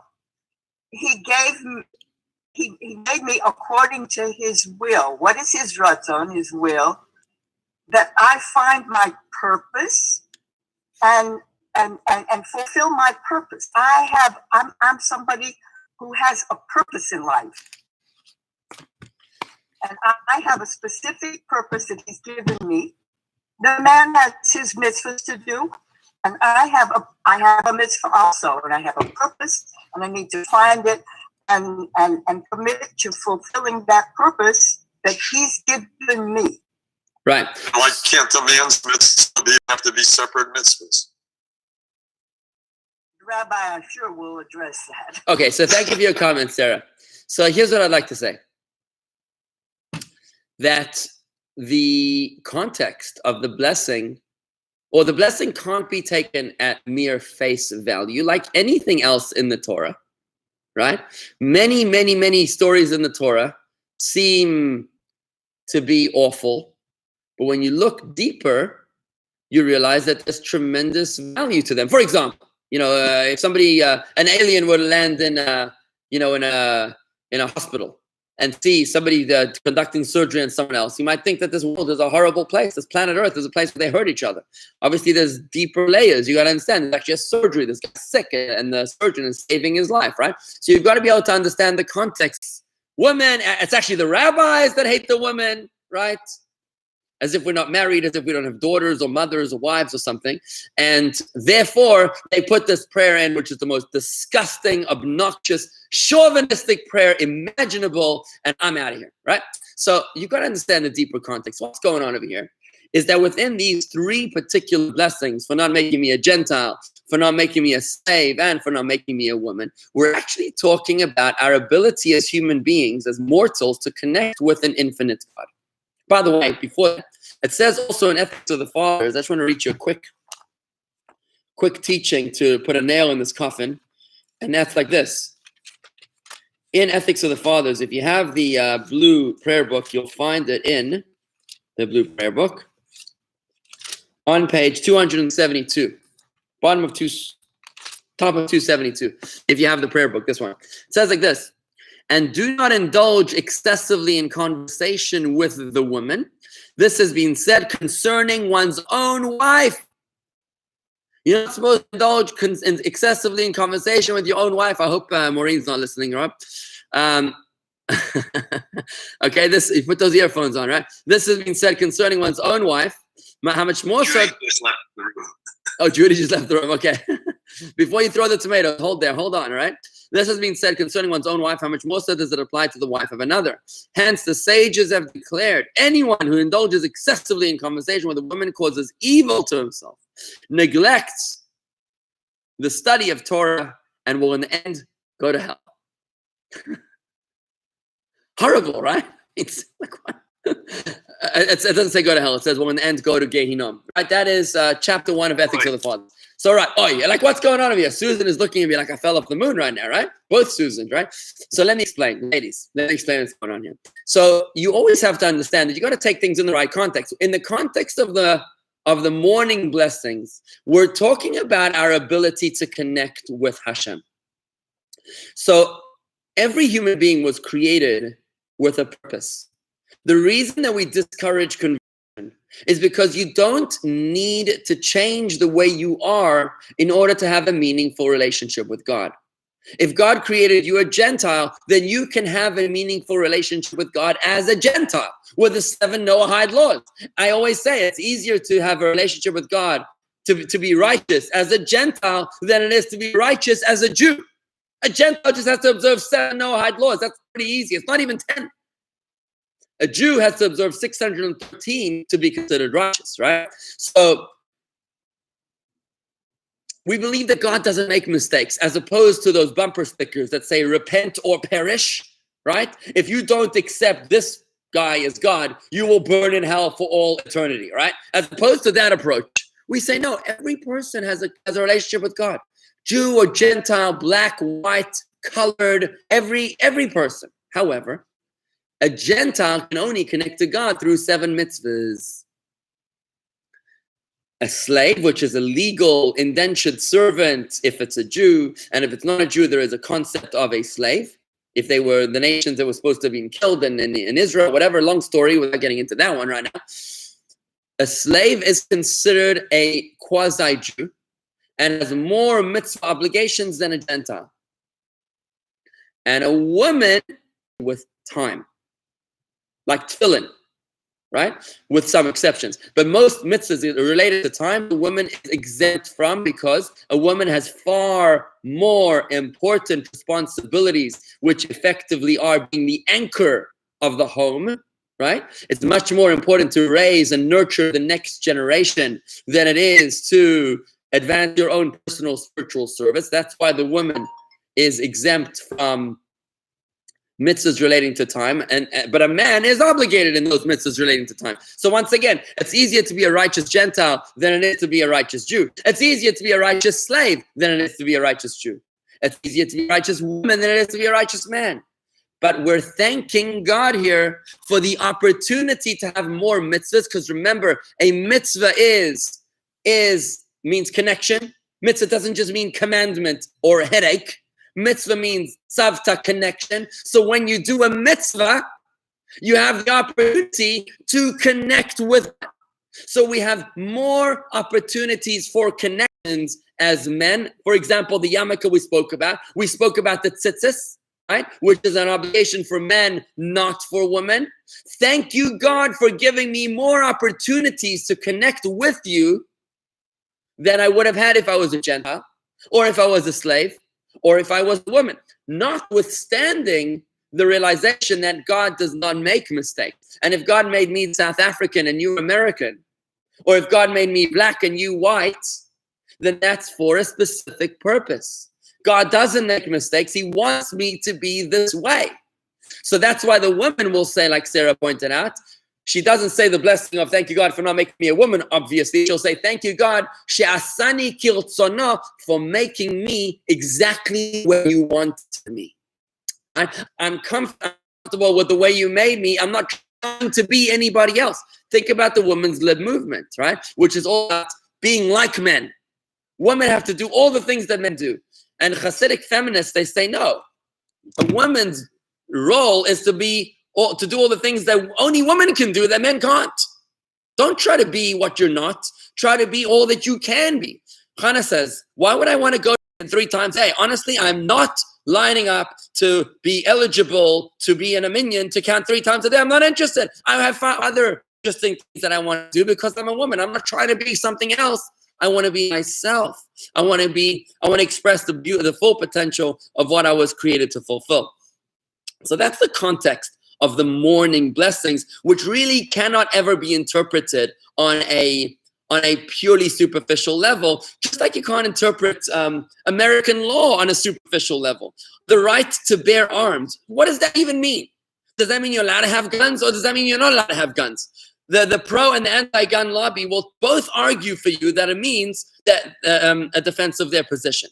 Because you can never take anything at face value. You always need to understand context. When it says in American law that you're allowed to kill people, does that mean that America is bloodthirsty? No. It means you're allowed to kill people that are deserving of death under very specific circumstances, right? It doesn't mean that we're bloodthirsty and looking for people to chop heads off, like they might be doing in the Middle East, right? And with this, I want to just tie it into the ethics of the fathers. So ethics of the fathers has a very controversial statement. You shall not indulge excessively in the conversation with the woman, right? Rob, how am I doing so far, by the way? Are we okay so far? So far, so good? Okay, hanging in there. So on page, in the prayer book on page 272, and it says, and do not indulge excessively in conversation with the woman, it says, with the woman. With the woman. What does that mean, with the woman? Who's the woman? It should have been, you shall not indulge in conversation excessively with the woman. Who's the woman?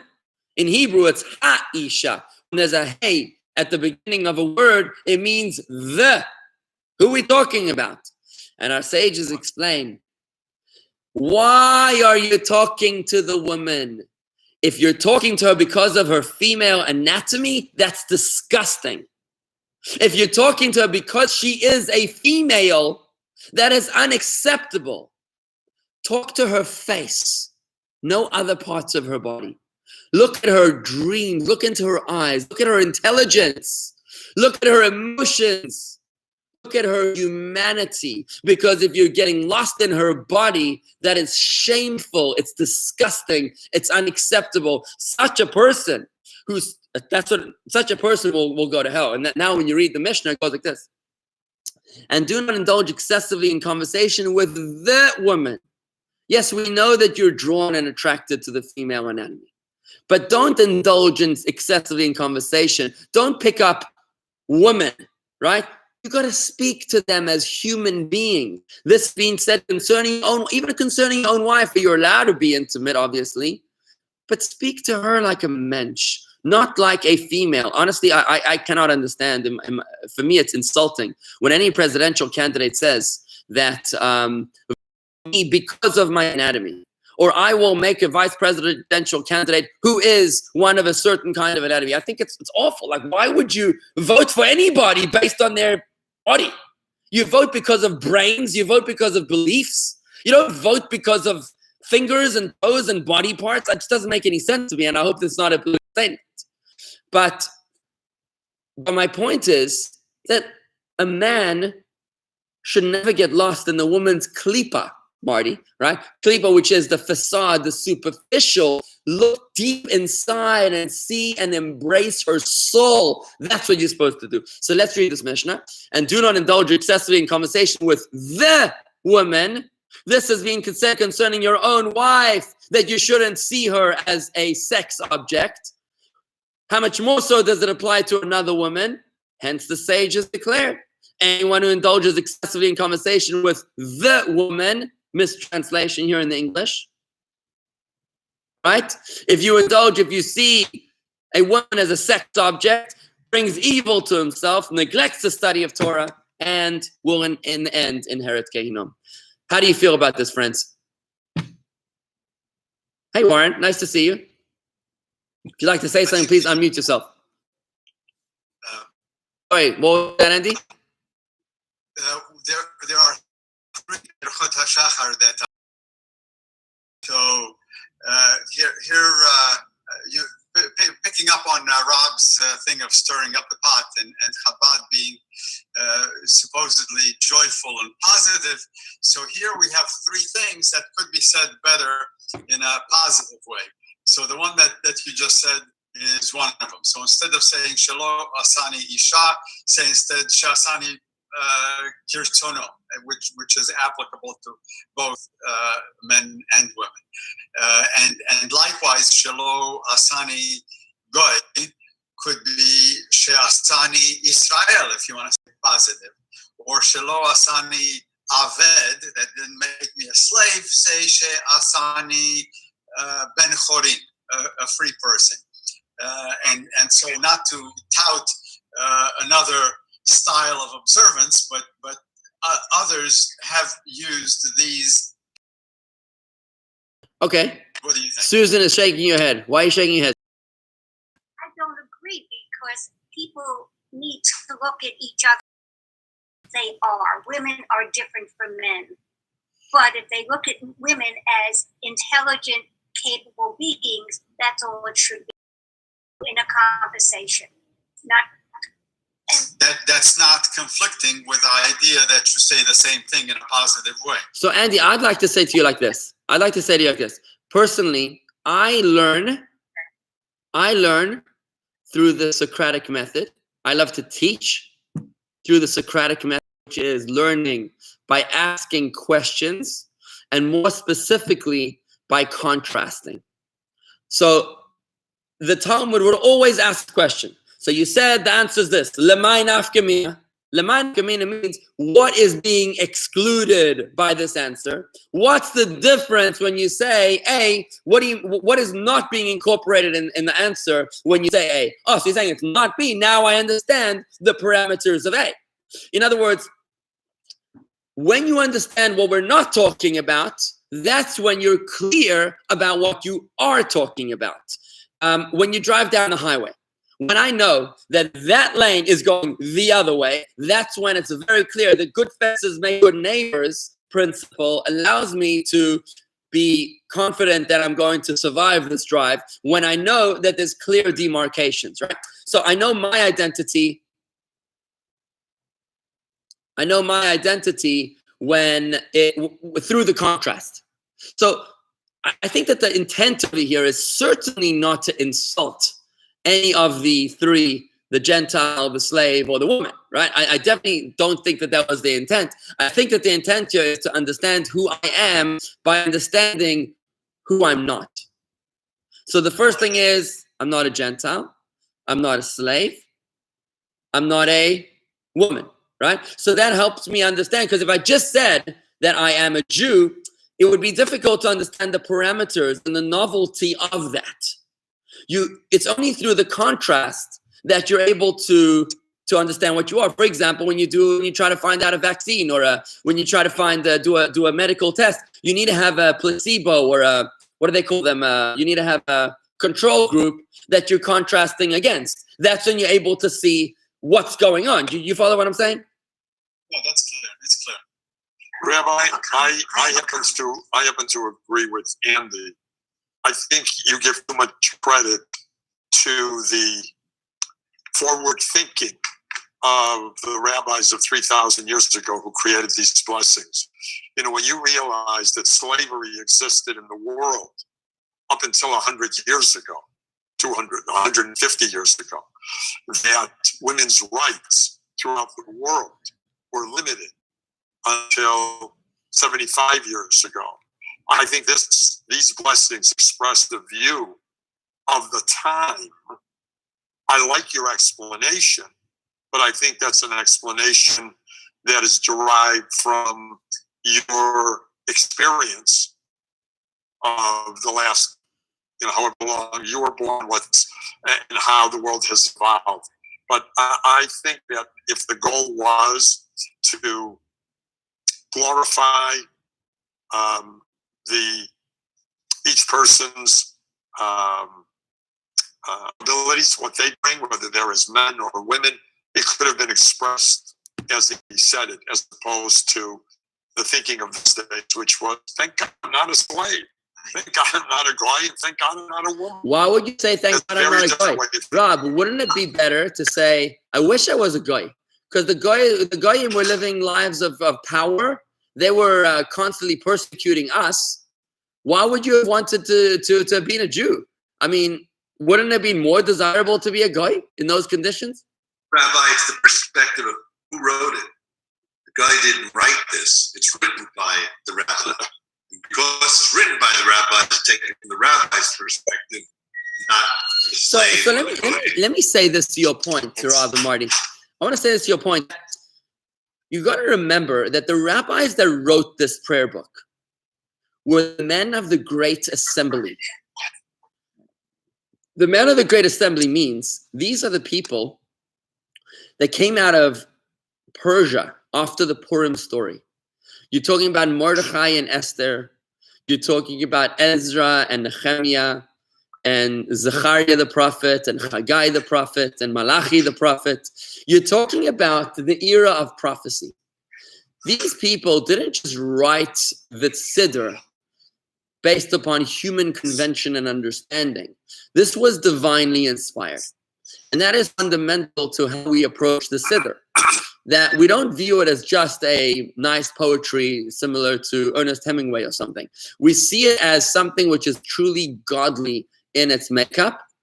And therefore, that's where I would differ with your premise there, Rob, that it's not something which is purely born out of social convention, as much as it's truly spiritual in nature. That's how I see it, Rob. It's funny, I have a comment. Can you hear me? Yeah, go ahead. I'd love to hear from the ladies. Okay. Yeah. I was originally, when you first said it, I was ready to fight. I put my hands up. I saw. Because I said, this is crazy, Thank you for not making me a woman. I mean, women are wonderful.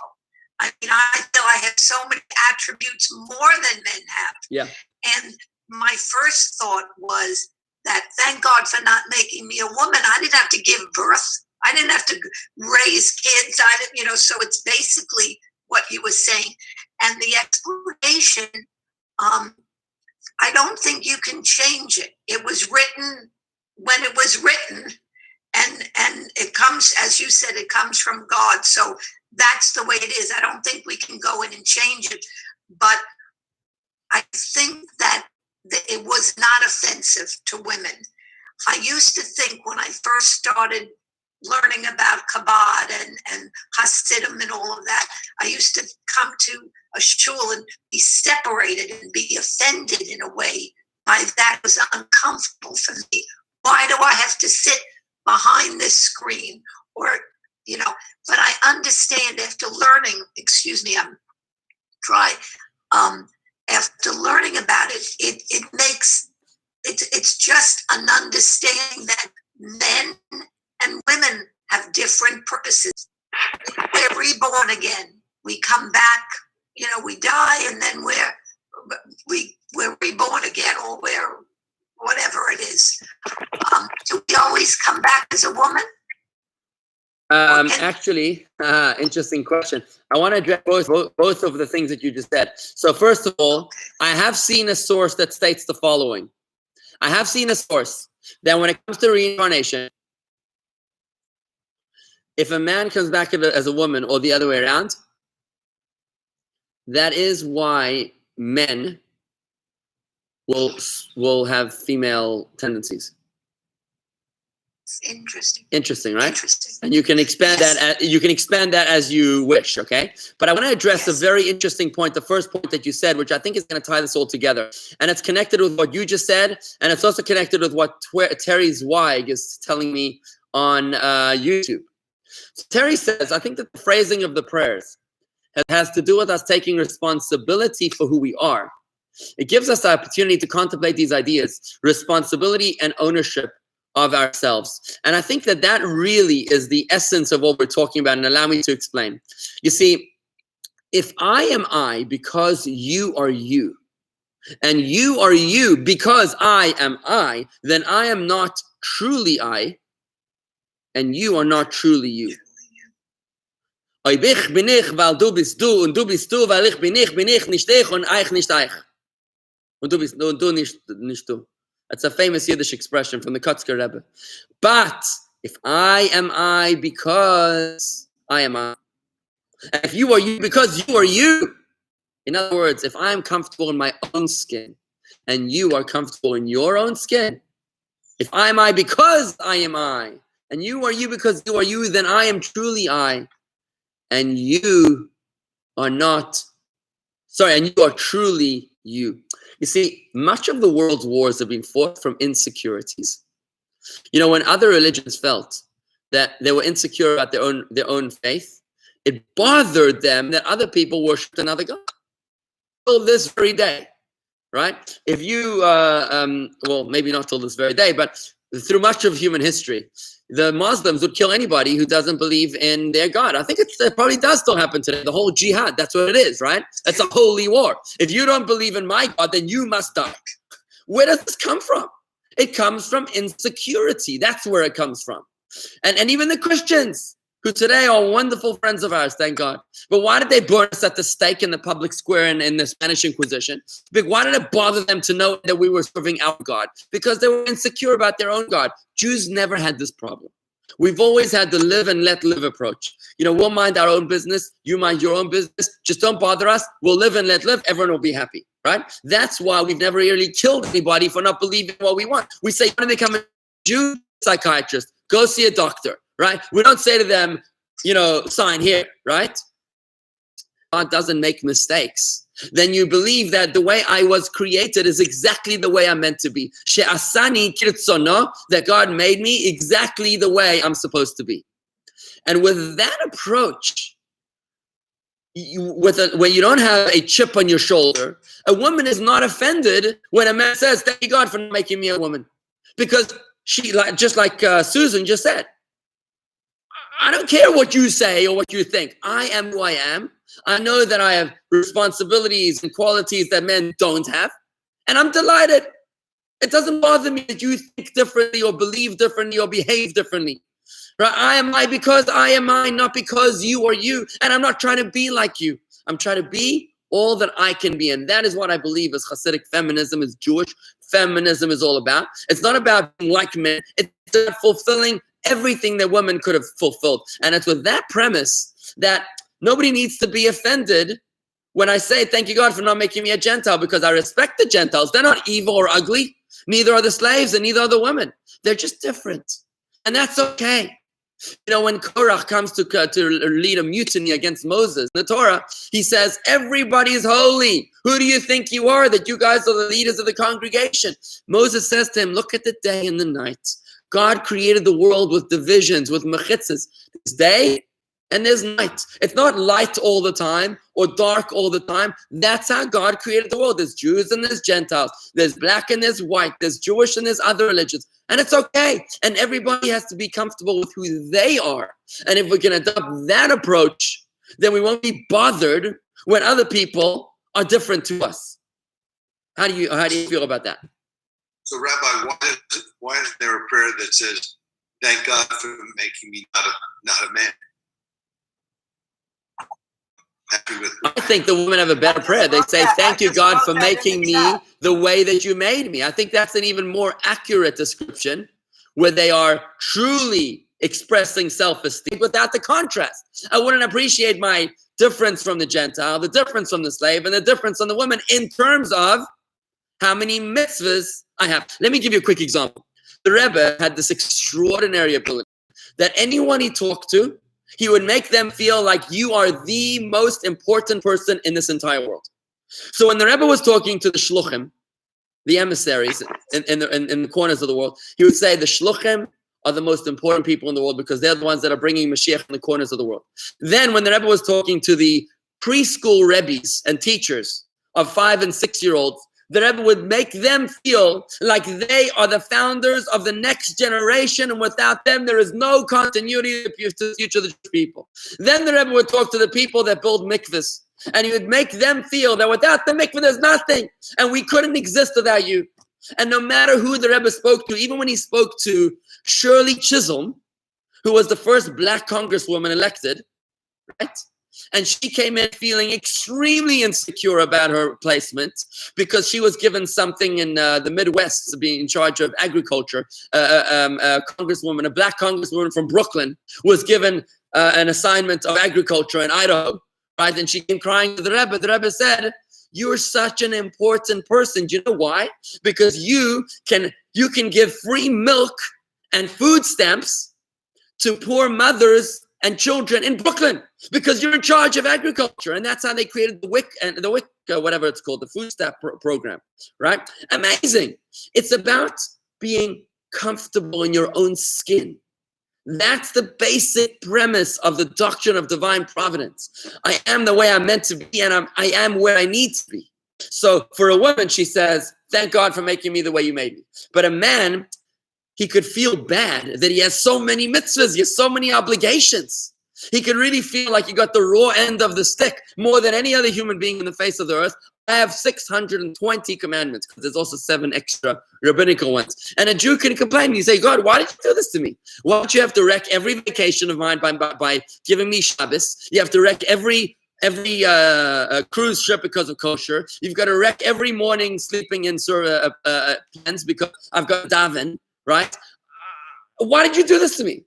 But we're actually building up the male's confidence by saying, look, you're different to the Gentile and the slave and the woman because you have more opportunity than them. Do you see what I'm saying? What we're doing here in prayers is that we're building up everybody's confidence by saying you are very, very important because of your specific contribution to the world. And that's how I understand it. If we weren't struggling with insecurity, we wouldn't have a problem. Yeah, Warren. I'd like to make a comment. Just listening to this conversation, Andy, Rob, and Marty, the comments, and I think very, very important. We're learning the meaning. We're learning what we think, and the questions have been outstanding. The answers have been very informative. And I think for me, bottom line is, in my morning prayers, and all my prayers, or the sitter is, I'm reading them as it is written. That is so important to me because it's written thousands and thousands. Think something as we read, thank you for not making me a woman.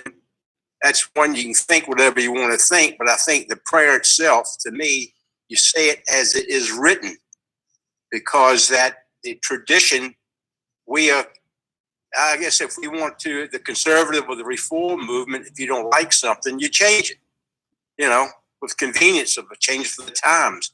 But I think maintaining a tradition over thousands and thousands of years is extremely important. What we're discussing this morning is extremely important because we are discussing modern day as a comparison to thousands of years ago. Why is it? Why this? Why that? And we're getting a wonderful discussion. But bottom line is, to me, I'll continue to say it as it is written because that is also important to me. So you're saying, Warren, there's a template, and the template, you got to stick to the template. There's codes, there's mysticism, there's secrets. You got to stay loyal to the tradition. You start messing that up, you're playing with the codes, you're going to end up with a monster. Is that what you're saying? Yeah, but I don't know I'm not saying what you'll end up with, but I'm saying what's important to me. But I also saying the discussions this morning are extremely important. Yeah. I just wish Rob didn't give me 4 minutes to finish that up. I mean, seriously, you drop a bombshell on me like that. The last 4 minutes. Alyssa, I'm so curious to hear what you have to say, Alyssa. Yeah, Rob, go. I actually have a practical question. There are people that sleep during the day and work at night, like hospital workers, nurses, many other professions as well. Do they say these prayers at night? Nah, you're supposed to say it in the morning. When they wake up? When they wake up, they say these prayers, yeah. So somebody that sleeps during the day and works at night might wake up at 6 p.m. Do they say these prayers then? You're supposed to say them during the daylight hours. Yeah, look, no matter how you work, Alyssa, no matter how you work, you have an obligation to daven every morning. So people that work all night, like the doctors, they actually plan their shifts that they either finish their shift at 6 a.m. or something, and then they'll daven right away. And then they'll go to sleep for the rest of the day. But they kind of check in to the morning sometime between sunrise and noon, I guess, to make an arrangement to be able to daven. And, people on airplanes and all of us that whose sleep patterns have been disturbed through through the, who was it, Alexander Graham Bell, whoever, Thomas Edison, who created the light bulb, right? All of those of us that have been on the insomniac, you have to work it out and make sure that you check in, just like you check into Shabbos, no matter where or how or what you're doing. You check into the morning, some one way or the other. Rob, were you going to say something? Rabbi, I like your interpretation of the prayer, but I think it's the product of 21st century thinking. Okay, I'll take that as a compliment. And Shabbat thinking. And I think if you were born 1,000 years ago, you wouldn't have the same interpretation. And commenting on Warren's comment is this prayer is not Torah. And as you have taught us, there is the rabbinical law, which has to take into account the custom of the day. And I think that your interpretation of that prayer is not changing the prayer, Warren. I think it is, which is not law, but it's putting today's interpretation on it, which is nice. Rob, I just have to qualify and say that in addition to the biblical law, the Torah instructs us to follow and observe the teachings of our rabbis as well. The Torah gives the mandate to the rabbis to enforce and express God's will in this world, to the extent that when the angels asked God, when is Rosh Chodesh, when is the new month, God responds to the angels and he says, let you and I go down to the earthly court and find out when they decided to establish Rosh Chodesh, so we'll both know, right? So God actually gives the mandate to human beings, to the rabbis, and obviously that's under very specific circumstances. No, you can't just like randomly choose what to do,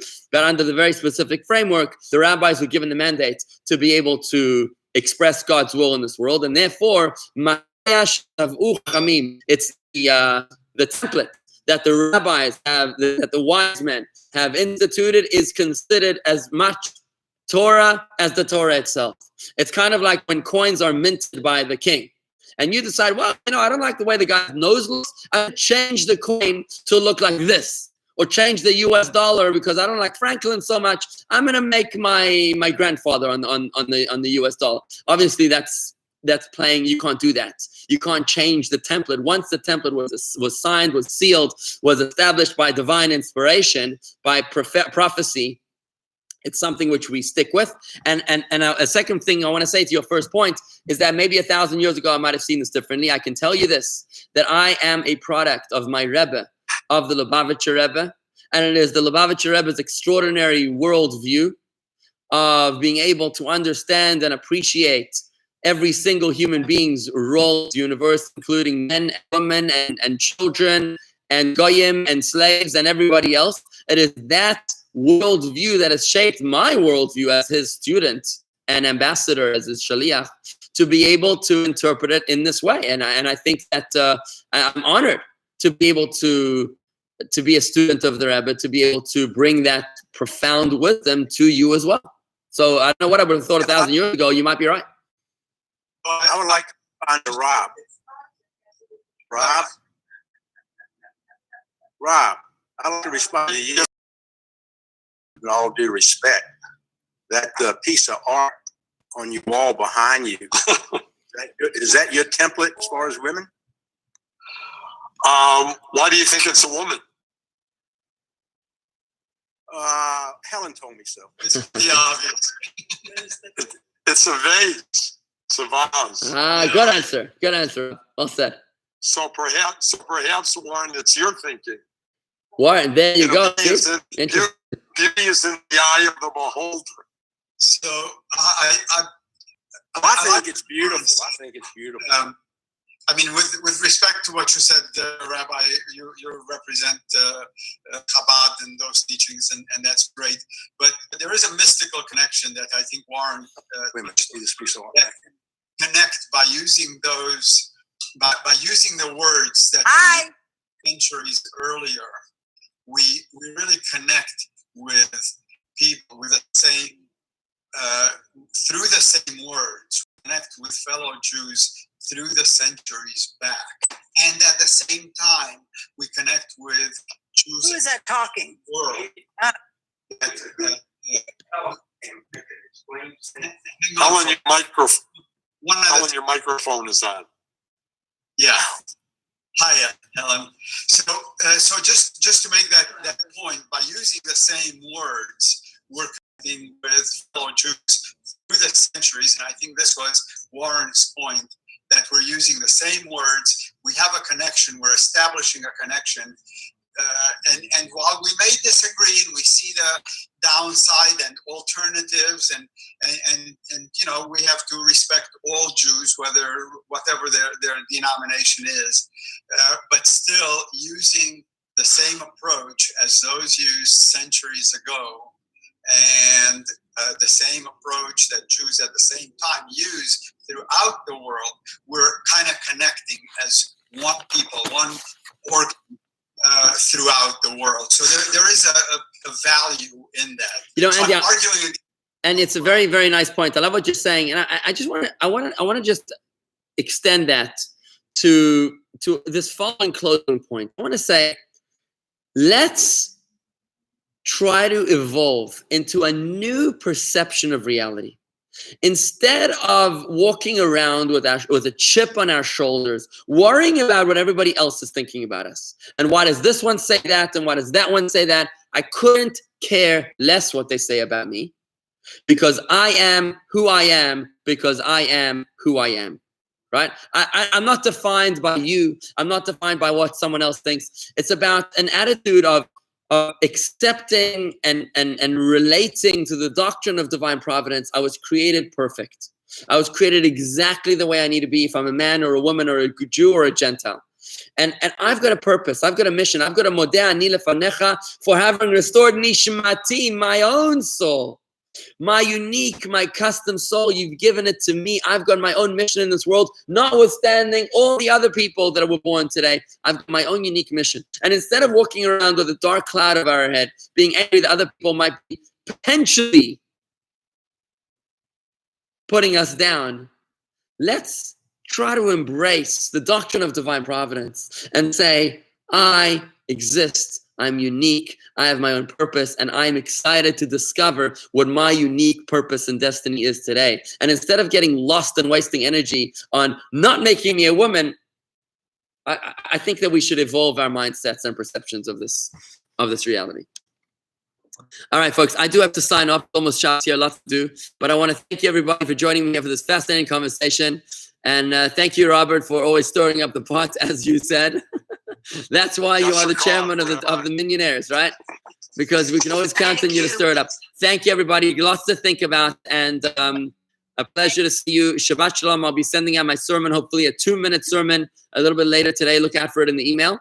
And I'll see you all, God willing, Monday morning, 8:30, for the continued That's a shot from the back of the bus. Bye, everybody.